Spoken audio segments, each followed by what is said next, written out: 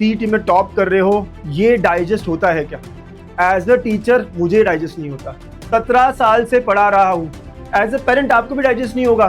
थोड़ा लॉजिकली बात करेंगे तो किसी को भी डाइजेस्ट नहीं होगा, बच्चों को तो होना ही नहीं है, राइट? कोई भी टीचर हो, कोई भी कहीं का भी डायरेक्टर हो, ये बात हजम हो ही नहीं सकती कि आपका 10th-12th में स्कोर इतना कम है, अचानक से आप इतना आगे बढ़ जाते हो। मैं मैथ्स पढ़ाता हूँ, मैथ्स इस सब्जेक्ट में जो बोर्ड में है वही सिलेबस यहाँ पर है। गए अंदर आराम से बैठे, जो जब आ रहा है तब उसको वो सीट दी जा रही थी।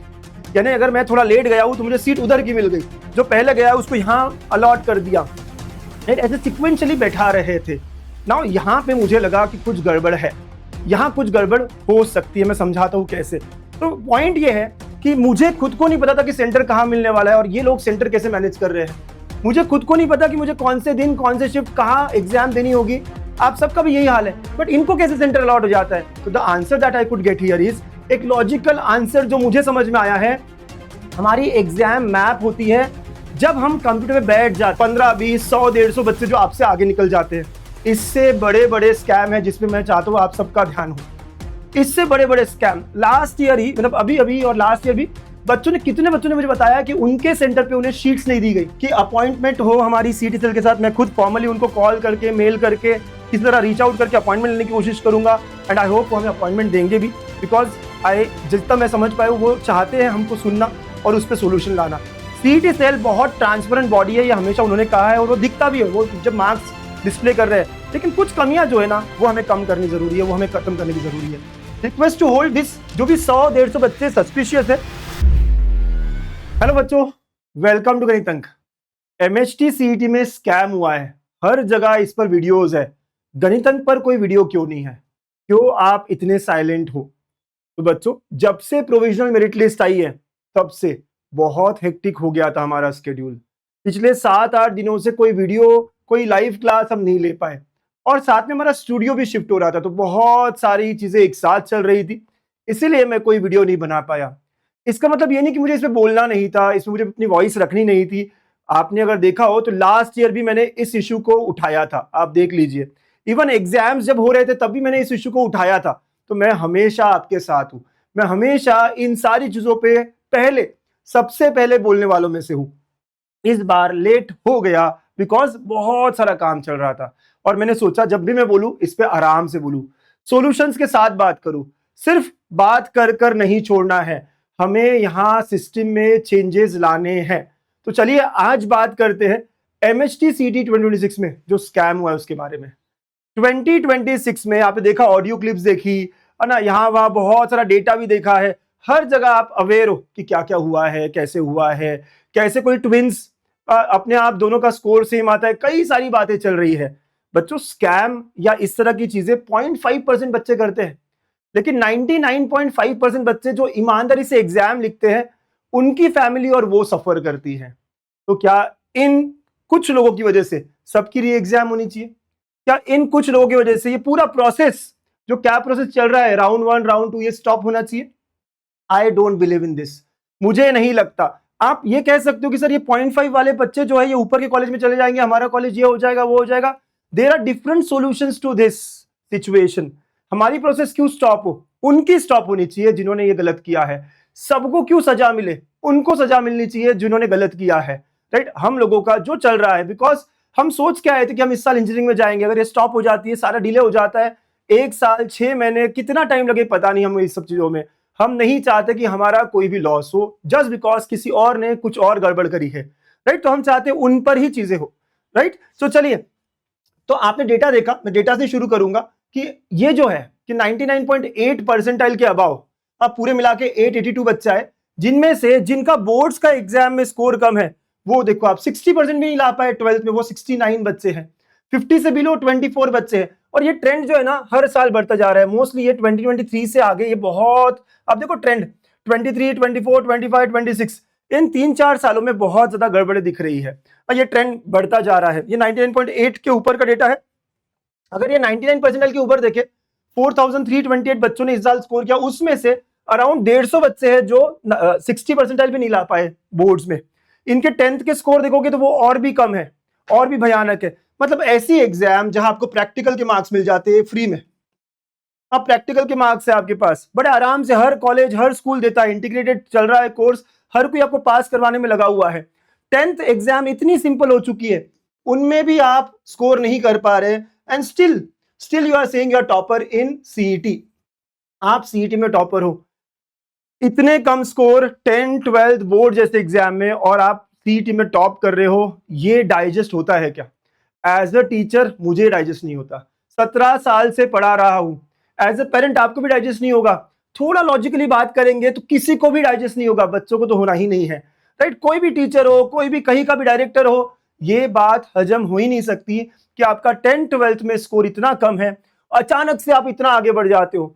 मैं मैथ्स पढ़ाता हूँ, मैथ्स इस सब्जेक्ट में जो बोर्ड में है वही सिलेबस यहाँ पर है। जिस तरह बोर्ड में सॉल्व करते हो, मोस्टली क्वेश्चन आपको सीटी में भी वैसे ही सॉल्व करने होते हैं, बट और फास्ट तरीके से और अच्छे तरीके से। तो आप अगर बोर्ड्स में मैथ्स में 60 नहीं ला पा रहे हो और इधर 100%, मैंने खुद ने इस साल एग्जाम दी थी, मैं खुद 2 क्वेश्चंस गलत करके आया हूं, 15-16 साल से पढ़ा रहा हूं, मेरा स्कोर 96 था आउट ऑफ 100। आप समझ रहे हो? हाउ कैन आई से कि यार कोई बच्चा, अब मेरा खुद का स्कोर इतना था, हाउ कैन आई से कि कोई बच्चा जो बोर्ड में नहीं कर पाया वो यहाँ 100% ला रहा है? ये पॉसिबल ही नहीं है। इवन दो सीटी से रिप्लाई कर रहा है, बता रहा है कि नहीं हमारी सीटी एग्जाम अलग है, बच्चे जो है कॉन्सेंट्रेट करते हैं सीटी पर, वो बोर्ड्स पे कॉन्सेंट्रेट नहीं करते, वो सिर्फ एलिजिबिलिटी क्रॉस करना चाहते हैं। इन्होंने जेई से भी कंपेयर किया कि ऐसे बहुत सारे बच्चे हैं, उनके आंसर्स में देख रहा था, ऐसे बहुत सारे बच्चे जो जेई में भी 90% लेकर आए हैं। सी 90% लाना इज इजी, 99.99 लाना इज वेरी डिफिकल्ट। अगर कोई बोर्ड में 50% ला रहा है और वो 90% ला रहा है, हमें हजम हो रहा है ना, 95 ला रहा है, हमें हजम हो रहा है ना, कितना ही लगता है 90-95% लाने के लिए, लेकिन 99.9 लाना इज नॉट पॉसिबल। और ऐसा हो भी तो 1 केस 2 केस 3 केस, लेकिन 10-10% बच्चे, ये तो पॉसिबल नहीं है। आप देखा ना, 10% 12% बच्चे ऐसे हैं जो पहले 1000 में जिनका 60% भी नहीं है बोर्ड्स में, ये पॉसिबल नहीं है, फॉर श्योर ये पॉसिबल नहीं है। इवन दो सीईटी सेल कितना भी कहे कि वो सीईटी पे फोकस करते हैं, इंटीग्रेट प्रोग्राम चल रहा है, ये चल रहा है, वो चल रहा है। इवन ट्विंस की बात करी जाए, आप सब जानते हो, मैं अलग से नाम नहीं लेना चाहता हूं, सेम दिन एग्जाम, सेम सेंटर, ऊपर और नीचे के फ्लोर पे, इतना कोइंसिडेंस कैसे हो सकता है? Don't you think there is something fishy in this? यार चलो मैं अपना एक्सपीरियंस शेयर करता हूं। मैंने सीईटी एग्जाम दी और मैं खुद सेंटर पे गया, मुझे नहीं पता था मेरा सेंटर कौन सा आएगा, मुझे आइडिया नहीं था। मिला मुझे सेंटर 50-60 किलोमीटर दूर, अवसारी खुर्द कॉलेज यहाँ से। यस, जिन्हें नहीं पता, मैंने खुद एग्जाम दी। हम दे सकते हैं एग्जाम, हम देते हैं एग्जाम ताकि हमें पता चले बच्चों को क्या फील होता है, कितना स्कोर वो कर पाते हैं, किस तरह के टेंशन में वो रहते हैं, ये देखने के लिए मैंने खुद एग्जाम दी इस बार। एंड मैं जब सेंटर पे गया, कोई खास चेकिंग नहीं थी, गए अंदर आराम से बैठे, जो जब आ रहा है तब उसको वो सीट दी जा रही थी। यानी अगर मैं थोड़ा लेट गया हूं तो मुझे सीट उधर की मिल गई, जो पहले गया उसको यहाँ अलॉट कर दिया, ऐसे सिक्वेंशली बैठा रहे थे। नाउ यहाँ पे मुझे लगा कि कुछ गड़बड़ है, यहाँ कुछ गड़बड़ हो सकती है, मैं समझाता हूँ कैसे। तो पॉइंट ये है कि मुझे खुद को नहीं पता था कि सेंटर कहाँ मिलने वाला है और ये लोग सेंटर कैसे मैनेज कर रहे हैं। मुझे खुद को नहीं पता कि मुझे कौन से दिन कौन से शिफ्ट कहाँ एग्जाम देनी होगी। आप सबका भी यही हाल है, बट इनको कैसे सेंटर अलॉट हो जाता है? तो the answer that I could get here is, एक लॉजिकल आंसर जो मुझे समझ में आया है, हमारी एग्जाम मैप होती है जब हम कंप्यूटर पे बैठ जाते हैं। मैं आपको फिर से एक्सप्लेन करूं, मैं एग्जाम सेंटर गया, यहां मुझे कंप्यूटर अलॉट किया गया, यहां मैं अपना लॉगिन करता हूं, एग्जाम में जाने के बाद, कंप्यूटर अलॉट होने के बाद मैं लॉगिन करता हूं, उसके बाद ये मैप हो रहा है कि अंकुश यहां बैठा था, यहां एग्जाम इस सेंटर पे दी थी। This is called as dynamic allocation, इसलिए कहते हैं डायनामिक अलोकेशन है बच्चों, थोड़ा ध्यान से समझना इसको, ये बहुत इंपॉर्टेंट है। यानी कि मेरा कंप्यूटर पहले से फिक्स नहीं था, अगर मैं चाहता मैं अवसारी खुर्द के जगह अगर किसी और आसपास के सेंटर पे चला जाता उसी टाइम पे, तो मेरा उस कंप्यूटर के साथ अलोकेशन हो जाता। ऐसा मुझे लग रहा है, आई एम नॉट श्योर कि मैं हो सकता हूँ गलत भी हूं, लेकिन मैं जब कोशिश कर रहा था इंटरप्रेट करने की कि क्या हो सकता है, कहाँ गड़बड़ हो सकती है, कैसे ये लोग सेंटर मैनेज कर रहे होंगे, तो अगर मुझे ए सेंटर अलॉट हुआ है लेकिन मैं उस टाइम पे बी सेंटर जो मैनेज्ड है, सारे के सारे सेंटर्स मैनेज हो ही नहीं सकते, बहुत सारे सेंटर्स अच्छे से वर्क करते हैं, लेकिन कुछ सेंटर जो मैनेज्ड है, अगर मैं वहां बैठ जाता उसी दिन उसी टाइम और वहां अपना लॉगिन करता, तो उस आईपी एड्रेस से मेरा एग्जाम मैप हो जाता, उस कंप्यूटर से मेरा एग्जाम मैप हो जाता। This is called as dynamic allocation. और यहां पर इशू है, यहां पर जो है ये धांधली हो रही है, ऐसा मैं समझ पा रहा हूं। If you agree with me, नीचे बताना मुझे कमेंट करके। अगर आप चाहते हो कि ये सारी चीजें ना हो, तो there should be static allocation. ना what do you mean by static allocation, कि आप जाने से पहले ही वो लॉगिन आपका वहां पर हो, आपका नंबर वहां मेंशन्ड है, यानी लेट अस से ऐसे कंप्यूटर्स है, राइट, तो जो पहला आया उसको ये मिलेगा, ऐसा नहीं है। जिसका नाम यहाँ पे अलोकेटेड है उसी को यहाँ बैठना है। अगर बंदा नहीं भी आया तो वैकेंट रह जाएगा। अभी जो हो रहा है वो है कि पहला जो आएगा वो यहाँ बैठेगा, दूसरा जो आएगा वो यहाँ बैठेगा, तीसरा जो आएगा वो यहाँ बैठेगा, चौथा जो आएगा वो यहाँ बैठेगा, ऐसे करते करते फिल हो रहे हैं। ये डायनामिक अलोकेशन हो रहा है, ये एमएसटी सीटी एग्जाम में हो रहा है, राइट। लेकिन अगर बड़ी बड़ी एग्जाम देखे आप, जेई मेंस देखो, स्टैटिक अलोकेशन पे चलती है, पहले से अलॉट हुआ होता है कंप्यूटर, पहले से पता होता है कि अगर कभी भी आप आखिरी भी आ रहे हो तभी भी आपके लिए ये कंप्यूटर रिजर्व्ड ही रहेगा, बिकॉज ये अलोकेटेड है आपके लिए। अब अगर ऐसा होता तो डू यू थिंक कि उसका सेंटर कहीं और वो जा पाता, कर पाता? तो I think this is the problem, ये प्रॉब्लम है, और ऐसी चीजें अगले बार ना हो, इसीलिए मैं सीडीसीएल से रिक्वेस्ट करूंगा, फॉर्मली भी करूंगा, लिखकर भी करूंगा, और आपके थ्रू भी करना चाहता हूं कि स्टैटिक अलोकेशन बहुत जरूरी है। पहले से मैप होना चाहिए कि कहां पर कौन सा बच्चा बैठ रहा है, किस दिन नहीं आया तो वो वैकेंट रहेगा, राइट। तो this is very very important. And जो बच्चे 100-150 है उनके मैपिंग हमें बताओ, उन्हें कौन सा सेंटर अलोकेट हुआ था, वो कहां बैठे थे, we want to know that mapping, because re exam लेना, ये लेना, पता नहीं, आई डोंट नो कितना पॉसिबल। एज ए टीचर मुझे ऐसा भी लगता है कि वो 150 बच्चे जो है उन्हें बुलाओ, उनकी एग्जाम फिर से बनाओ, चलो 100% नहीं 95 तो लाके दिखाओ आप एक बार, क्योंकि मैं एज ए टीचर मैं सोचता हूँ, लेकिन आई डोंट नो ये फेयर होगा अनफेयर होगा। ऐसा कह सकते कि उस 3 घंटों में बहुत अच्छा किया, आज नहीं कर पाए, तो मैं 100% नहीं एक्सपेक्ट कर रहा हूं उनसे, मैं 90%, 95% भी लाके दिखा दे वो आज, तो मैं मान जाऊंगा एज ए टीचर कि हाँ उन्होंने उस दिन 100 लाया था। बट ये पॉसिबल है नहीं है, डिमांड फेयर है अनफेयर है, मैं कुछ लोगों के बारे में गलत बोल रहा हूँ सही बोल रहा हूँ मुझे नहीं पता, बट मैं अपने बच्चों के बिहाफ पे ये बोलना चाहता हूँ। मुझे दुख होता है ये देखकर कि इतनी मेहनत करके साल साल भर पढ़ के हम वो स्कोर नहीं ला पाते, और कुछ बच्चे इजीली वो ले पाते हैं।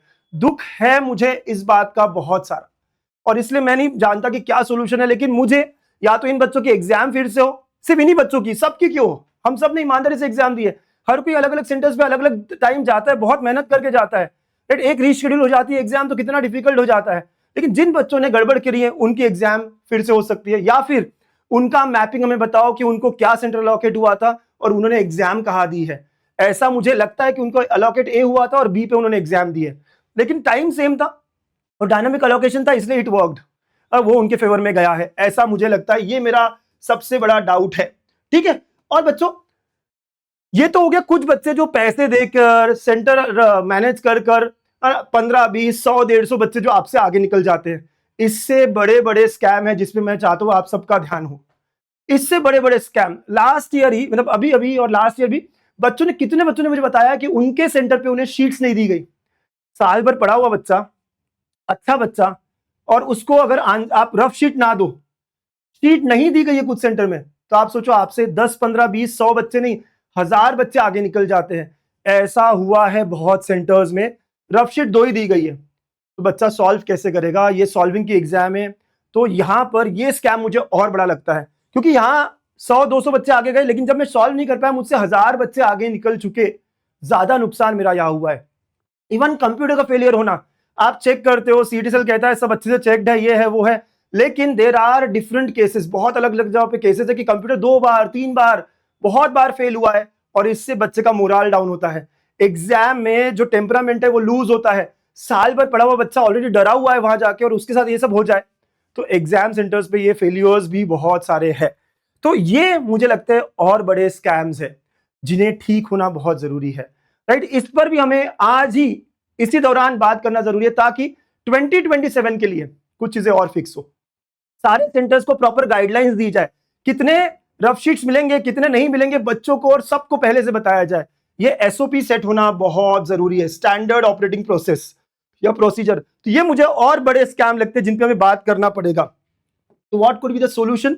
तो मैं सबसे पहले चाहता हूं थोड़े प्रूफ्स मेरे पास हो, क्योंकि हमेशा जब हम ऑडियो क्लिप दिखाते, जब हम और कुछ दिखाते, तो ये जो है प्रूफ्स नहीं है, लेकिन मैंने खुद ने एग्जाम दी थी, ये बहुत बड़ा प्रूफ है, मेरे साथ ये हुआ था, ये बहुत बड़ा प्रूफ है, राइट। तो मैं चाहता हूं आप सब बच्चे जिनके साथ उन 3 घंटों में कुछ भी गलत हुआ हो, मुझे आंसर शीट नहीं मिली, मेरा कंप्यूटर फेल हुआ है, या और भी कोई गड़बड़ हुई हो, आप मुझे गूगल फॉर्म में लिखे, राइट। मैं गूगल फॉर्म की लिंक पहले कमेंट में शेयर कर रहा हूं, आप सब लोग उस गूगल फॉर्म में डालें, मैं और मेरी टीम आप तक पहुंचेगी, आपको कॉल करके समझेगी कि क्या डाउट था, क्या प्रॉब्लम था, और इसके बाद हम फॉर्मली एक मीटअप, एक कुछ 5-10 पेरेंट्स को मैं इनवाइट करूंगा और हम जाकर मिलेंगे, अपॉइंटमेंट लेंगे, सीटी सेल से बात करेंगे कि ये इश्यूज हमारे साथ हुए हैं, हमारे जूनियर्स के साथ नहीं होने चाहिए।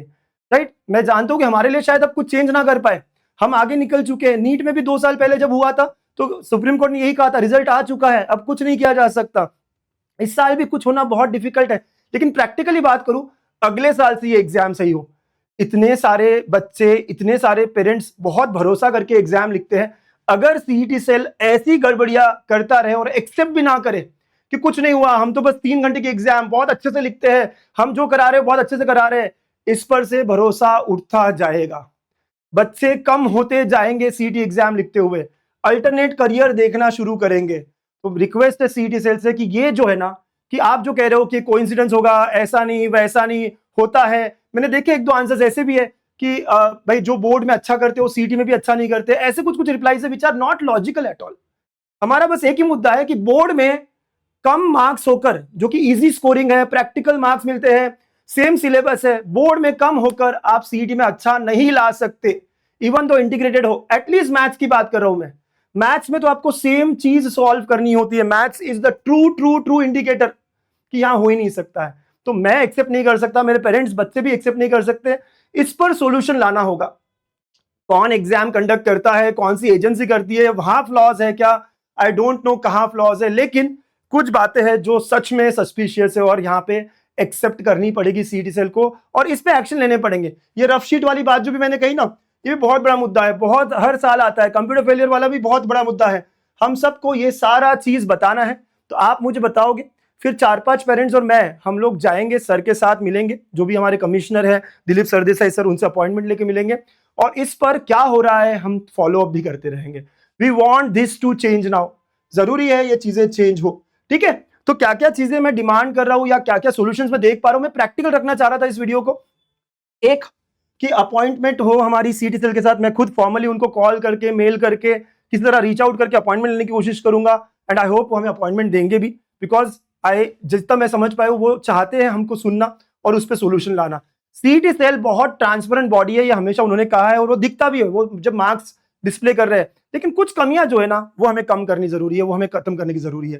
रिक्वेस्ट टू होल्ड दिस, जो भी 100-150 बच्चे सस्पिशियस है, राउंड 1 तो चल रहा है, आई नो राउंड 1 में अलॉटमेंट हो, राउंड 2 में इन सबको मोस्टली राउंड 1 में अलॉटमेंट हो जाएगा, ऑटो फ्रीज हो जाएगा, इनकी एडमिशन होल्ड की जाए, और 4 राउंड्स तक जो इंक्वायरी आप कर रहे हो ना वो खत्म हो, क्योंकि आप बोल रहे हो इंक्वायरी होगी, सीआईडी इंक्वायरी होगी, इस इंक्वायरी का फायदा क्या अगर 1 साल बाद रिजल्ट आ रहा हो तो।